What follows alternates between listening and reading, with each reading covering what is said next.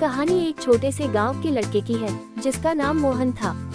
मोहन गरीब था, लेकिन उसके पास एक खास गुण था, वह हमेशा दूसरों की मदद करने की सोचता था। गांव में लोग उसे प्यार करते थे, लेकिन उसके पास ज्यादा साधन नहीं थे। एक दिन मोहन जंगल में लकड़ी इकट्ठा करने गया। जब वह जंगल में गहरे चले गया तो अचानक उसकी नजर एक चमकदार चीज पर पड़ी। वह एक पुरानी सोने जैसी चमकदार छड़ी थी। जैसे ही उसने छड़ी को छुआ, वह जोर से चमक उठी और मोहन के हाथों में समा गई। छड़ी ने मोहन से कहा, तुमने मुझे पाया है, अब तुम्हारे पास जादुई शक्ति है। तुम मुझे जितना चाहो उतना इस्तेमाल कर सकते हो, लेकिन याद रखना इसे हमेशा अच्छे कामों के लिए ही इस्तेमाल करना।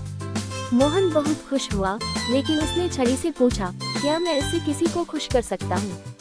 छड़ी ने जवाब दिया, हाँ, तुम जब भी चाहो किसी की मदद कर सकते हो।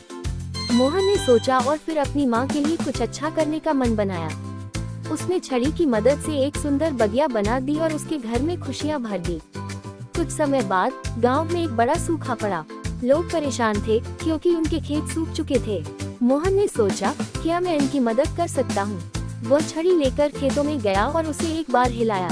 देखते ही देखते वहाँ की जमीन हरी भरी हो गई और खेतों में पानी बहने लगा। गांव वाले हैरान रह गए और मोहन की बहादुरी की सराहना करने लगे। लेकिन मोहन ने कभी भी छड़ी का गलत इस्तेमाल नहीं किया। वह जानता था कि इस जादुई छड़ी का उद्देश्य सिर्फ दूसरों की मदद करना था, न कि अपनी स्वार्थ पूर्ति के लिए। समय के साथ गांव में हर कोई मोहन के बारे में जानने लगा और उसे सम्मान देने लगा। आखिरकार मोहन ने छड़ी को एक मंदिर में रख दिया ताकि कोई और उसका गलत इस्तेमाल न कर सके। उसकी ईमानदारी और अच्छाई की वजह से वह हमेशा गांव में सम्मानित रहा।